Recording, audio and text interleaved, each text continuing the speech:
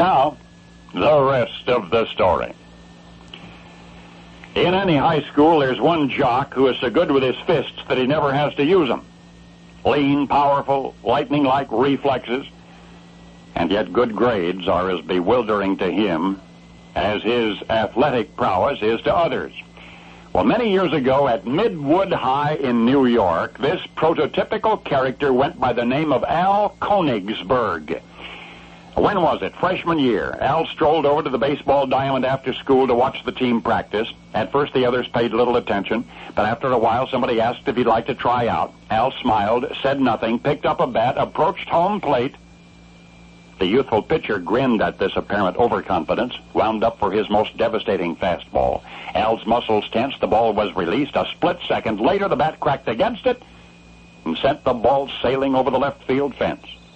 And it went on like that all afternoon. The team's coach just shook his head as they tested Al in every position. He could run bases like the wind, shag grounders, and whip them out like a machine. There seemed no limit to what Al could do.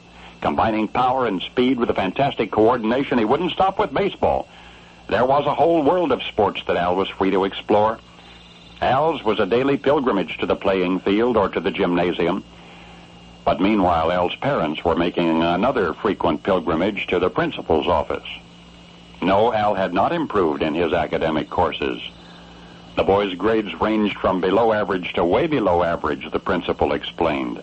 Perhaps if he could just get his mind off sports for a while, but that was the hard part, getting Al's mind off sports. Imagine the commotion in the Konigsberg household when Al announced he was going to try out for the Golden Gloves. Explained that his high school athletic coach's enthusiasm for his future as a boxer had led him to want to whip the pants off every challenger at Midwood High. Well, that's when Mom put her foot down. Her son was not going to be a boxer, nor was she going to be the mother of some musclehead dunce who lived only to get his face bashed in. Al was, on the other hand, going to forget about this foolishness. He was going to buckle down. He was going to graduate high school. He was going to attend college, whether he liked it or not. Well, poor Al, he did his best to please his folks. He did give up boxing. He did manage to scrape through high school. He did enter college, even though failing grades would put a bachelor's degree beyond his reach. And surely Al's athletic coaches were dismayed to watch a natural talent fall by the wayside. For in the choice between academics and athletics, Al had abandoned something that he could do so well. And thus it is that you know Al Konigsberg. Oh, yes, you know him. Not as an athlete, not as a scholar. No, you see, that youthful obsession with sports, that general apathy toward textbooks had cloaked a brilliance which could not register on a report card. Today, Al's image is completely contrary to the one you've just heard. Perhaps in part because once upon a time his admonishing parents recognized a potential that not even he could see.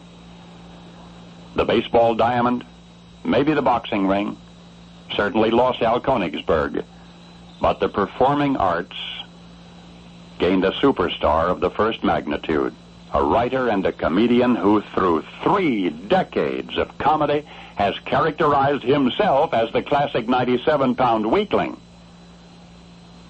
Alan Stewart Konigsberg, whom you know as Woody Allen. Only now, you know the rest of the story.